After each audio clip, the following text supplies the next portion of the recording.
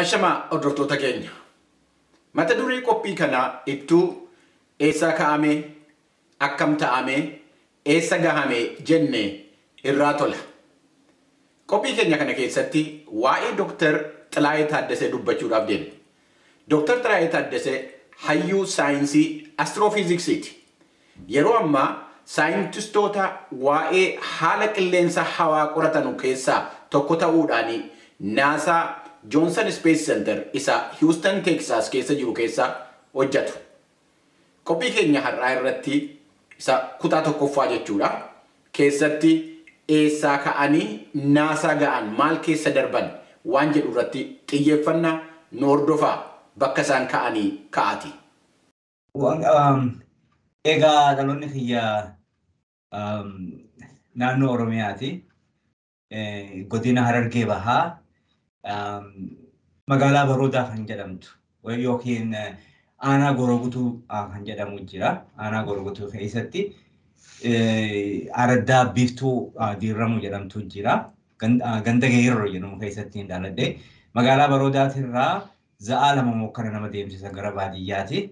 Bakka isaanitti dhalatanii guddatanii manni barumsaa hin turre. Jiraattonni ganda sanaa warreen qabeenya qabanii maallaqa walitti buusanii mana barumsaa ijaarratan. Mootummaan immoo barsiisota ramadeef.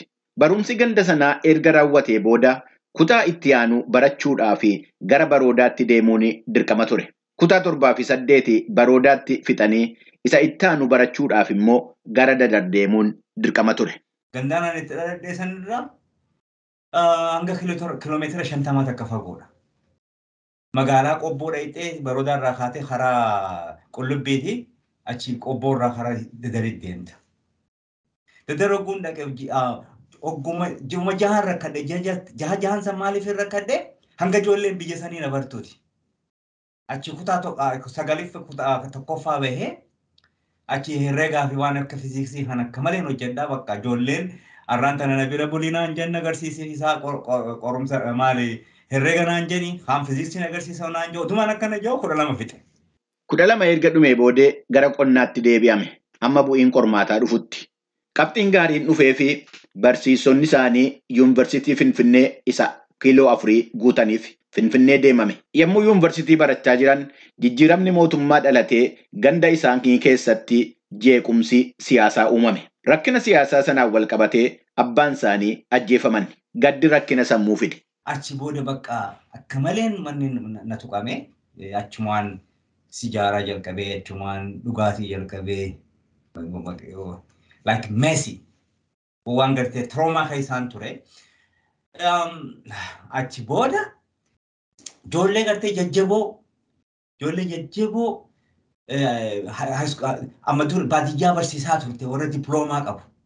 Diploomaa fixanii barsiisaa turanii warroota gartee advanced standing janii deebisanii galchan gaafas.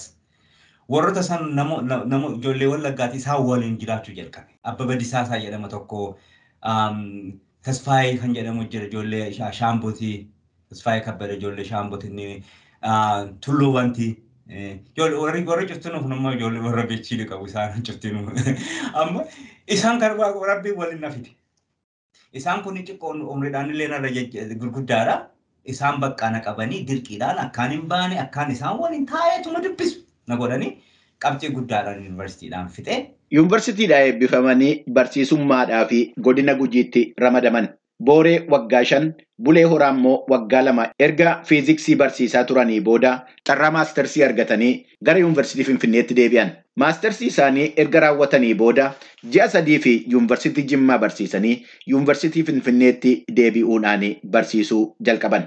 Ittumachi barsiisaa jiranuu ofii isaaniitii barbaaddatanii iskoolaarshiippii argataniin Jarmaniin deeman. Waggaa 3 eega Jarmaniin turanii booda maaltu naasaadhaan isaan walitti fide?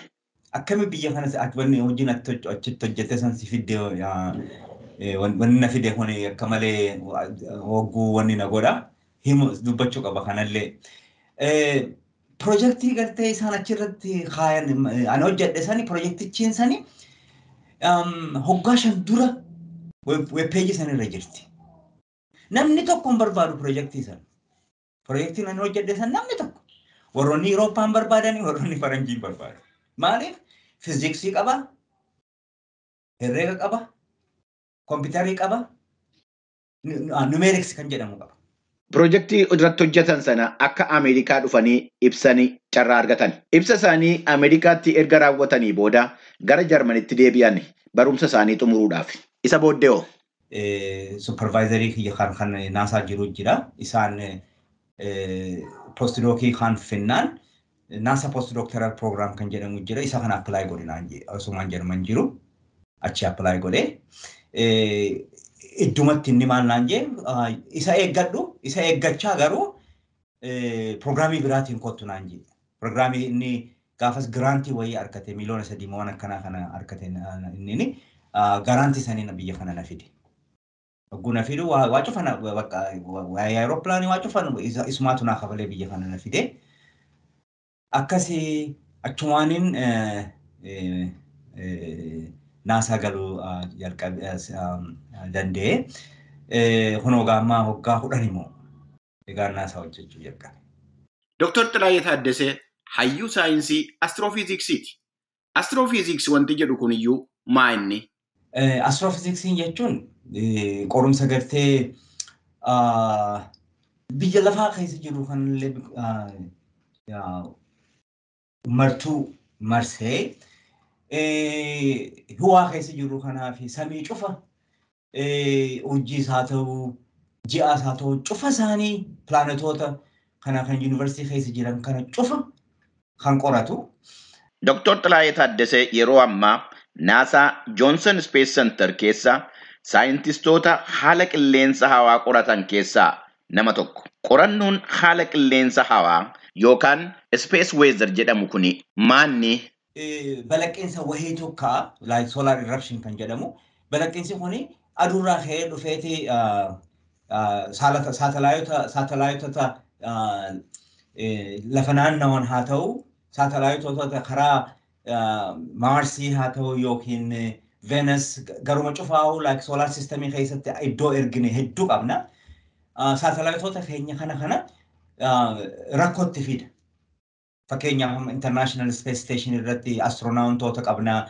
Astronautota 3 fi 4 jiraatan achi continuously jiraatanii warroonni sanii jireenya isaanii guyyaatti raadiyeeshiniin isaan bira dhufa. Raadiyeeshinii hangam tokkotu karaa qaama isaanii galuu danda'a. Raadiyeeshinii yoom ka'a?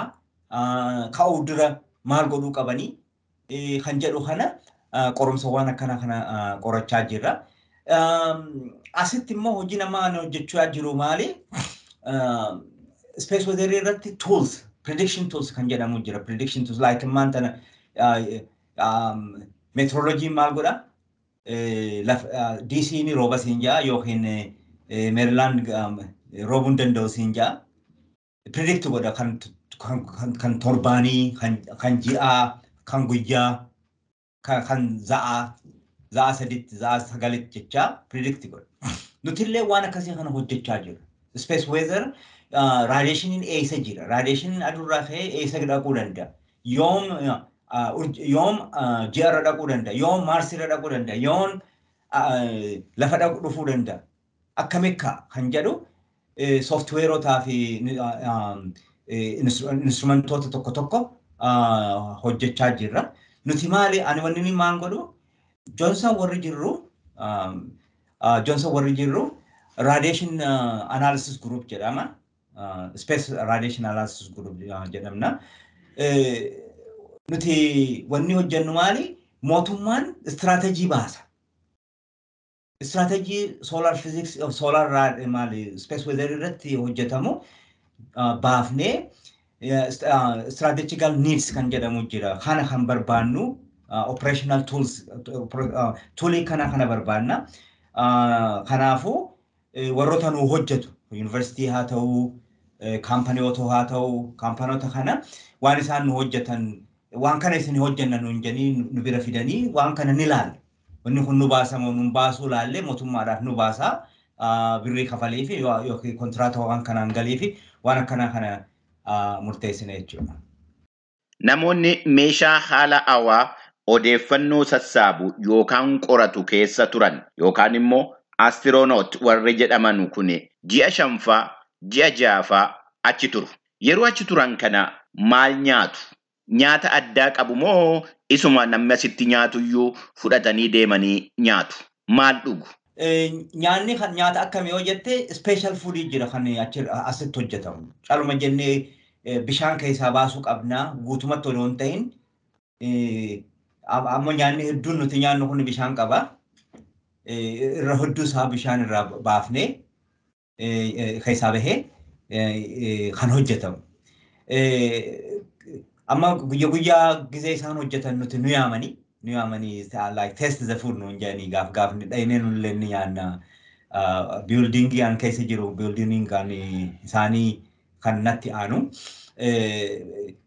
nyaata gartee nuti lafa kanarra nyaanno doon ta'e nyaata biraati kana achitti hojjetamu isaaniif sami warra sami jiru saniif kan ta'u maaliif waan tokko asitti hima biyya lafaa kan akka fedhan nyaachuu dandeessa kanaafuu like maal taha akkam jee haa dubbadhu ani gaa ijoollee argeeti ani rakkoon qabu waan akkana kana maaliin siin jaa nyaanni biyya lafaa kanarra nyaannu manni fincaanii illee waan lafaa kanarra jiruuf we don't care hanga feete nyaachuu dandeessa achitti immoo space irratti manni fincaanii it is gonna be difficult akka malee nama dhiba. Kanaafuu nyaata gartee nyaattee garaa keessa si turu. Yookiin mana fincaanii dhaquudhaaf guyyaa 3 moo guyyaa 4 odoon deemin kasi oolchuu danda'u. Nyaata akkasii ta'uu qaba. Tole waan dhuganu kanan dhagaye fincaan isaaniillee hin dhuguu jedhani. Maanni wanti dhuguma? Yaa fincaan illee maal godhama? Fincaan kun recycle godhama. Recycle godhama. Midhaan garuu recycling godhama. Midhaan illee recycling godhama. Lafumaa ergamaaf. Qorannoon waa'ee hawaa yookaan bakka nu samii jennu kana keessatti taasifamaa jiru tarii bar tokko lafa yookaan bakka mijataa dhala namaatiif ta'u argachuun yookaan qopheessuun hin danda'ama waan jedhu waan of keessaa qabu fakkaata. Yemmuu qorannoon kun taasifamu bakka nu sammuu keenya keessaa qabnu samii keessa jira jennee yaannu jannata fa'a qorachuudhaaf yaaliin taasifame jira amma ammaatti. Cosmology jira. Cosmology'n gaa haala gartee saayinsiin haala maali university kana itti ilaalu university'n kun matuma isaatiif ifuumee kan jedhu qaba. Kun egaa main science kan jedhamu main stream science kan jedhamu saayintistoonni irra hedduun warroota gartee amantaa qabu jira warroota gartee hin amanne jira warroota amanu jira waan kanallee ani warra gartee hin amanne keessaa tokko maal university nuti keessa jirru kuni matuma isaatiin ifuume kan jedhu kana ani hin qabadhu garuu maanta alternative science kan jedhamu maali warroonni kiristaanaa irra hedduun isaanii walitti qabamanii research jalqabanii jiran. Like Christian funded Christian university tota jira company tota jira wanni kuni walitti science tota walitti qabanii science gartee haaraya biraa kan gartee harama gaafattee kana kan barbaadu kan qorumsa qorachaa jiruuti jira. Kanaafuu akkaan reefu siin jedhatti bakka like jannanni eessa jira jee saayinsiin barbaaduu hin danda'u. Maaliif jannanni physical world limit physical in sense maal jechuu kiyya waan gartee harkaan qabnee yookiin ijaan ilaallee tuttuqnee akkasitti sensii gonnu tokko waan hin taaneef yookiin bakkallee waan hin taaneef bakka gartee yoon ani maanta magaalaa tokko siyaame Adaamaa yoon siin jee mataa keessatti Adaamaa jira magaalaa Adaamaa gamoo qabdii karaa qabdii waan akkana kana immoo mataa keessa si dhufa. Maaliif fizikaaliin jirti Adaamaan saayinsiin Adaamaa kana barbaadee arguu ni danda'a. Ammoo kan jannataa kana saayinsiin barbaadee arguu hin danda'u maaliif sense organs kan jedhamnu kanaani shanan qabnu kanaan waan barbaanne arguu hin dandeenye. Dr. Xilaayeen namoottan 47 warreen Itoophiyaan Space Science Society hundeessan keessaa nama tokko. Bakka amma jiranus hojjechaa wiirtuu qorannoo saayinsii hawaasaa Itoophiyaa karaa adda addaatiin gargaaraa jiru. Hayyee achii ka'amee as ga'ameera. Iccitiin bakka yaadan ga'uu danda'u maanni? Dr. Xilaayeen dhaloota haaraa dhufuu fi gorsa maalii qabu? Hogguu baratan yookiin hogguu waan tokko ta'uu barbaadan namaaf ayyoo ta'isaniif abbaa keessaniif miti kan taatan mataa keessaniif. Kanaafuu namaaf miti wanni tokko waan isin taatan. Kanaafuu maal wanni garuu qabdan paashinii waan isin hojjechuu barbaadan sanii isinii barbaachisa. Namni tokko maal barbaachisaa fi paashinii argachuu qaba. Paashin maali? Fedhii waan tokko dura qabaachuu qaba. Fedhii tokko waan tokkoof yoo qabaatte wanni rakkoon takka fedhii sanirraa sin hambiftu. Miilaan deemuu moo barumsaaf? Dheeraa ati barumsa san jaaladhu malee karaan dheeraan si dura jiru kuni sitti mul'atu. Isa barumsa si dura jiru san fagoo jiru san malee karicha dheeraa si dura jiru kana dheebuu si dura dheeraa dheebuu jiru kana sin argattu. Fedhummaa qaba, fedhii waan sanii qabaadhu. Kanaafuu fedhii tokko fedhii keessan dura hubadhaa. Maali fedhiin kiyya? Fedhiin kiyya dura maali?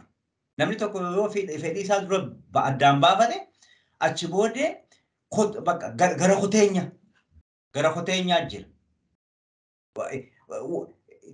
Wantoota hedduu jira namni waan gartee dhiisuu qaba. Fakkeenyaaf waan tokko sitti immoo bafiqaadha.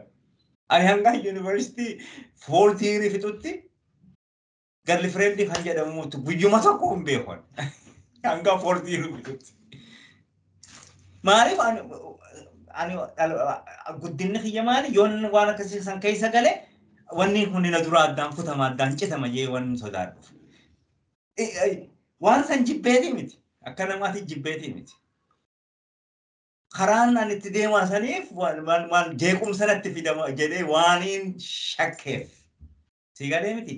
Kanaafuu ilmi namaa waan gartee dhabdu tokko jira waan barbaaddu tokko argachuuf. Kanaafuu gara kuteenya cimaa gara kuteenyi ni barbaachisa. Fedhii addaan filachuun ni barbaachisa. Kanaan ala waan san argachuudhaaf abdii kutachuu maleedha. Irra deddeebi'anii fakkeenyaaf ammaan dubbisuu bafiqaaduu ammaan tanallee odoo na bira dhufte. Za'aa 24 dubbisuun hin danda'e ammallee. Waan tokko hojjedhe wanni hojjechaa naa dhufuu dinnaan hanga wanti san naa dhufuu rafu amma bakka waan ijoollee qabuuf niitii qabuuf manatti hin hojjedhu maaliif interfiirii waan kana duraan taane gaafa duraan immoo gaafaan barumsa baradhu herreega tokkoof guyyaa lamaffaa gaafa odoo rafiin hanga wanni isaa dhufu soolishinii isaa dhufu. Kanaafuu maalonni jechaa jirummaa irra deddeebi'anii waan tokko taraa takka hojjettee sidinnaan adii jechee deemuu odoo hin taane irra deddeebi'u. Lakkuma irra deddeebituuni waan san barachaa dhufta. Wanti sanillee si keessa seenee achumaan inninis si bara atis isa baratta. Kanaafuu gara kuteenyaatu dura aanaan jaali. Hordoftoota keenya imala jireenyaa Dr. Xilaayee Taaddasee faana buunee barrisnee as geenyeerra. Kana caalaa deemuudhaaf saatiitu nu daangessa. Qophii keenyaarraa asuma irratti goolabuudhaaf deemna. Imalli jireenyaa garuu itti fufa. Isinii fi Dr. Xilaayee Taaddasee ni galateeffanna. Fayyaa ta'aa nagaatti.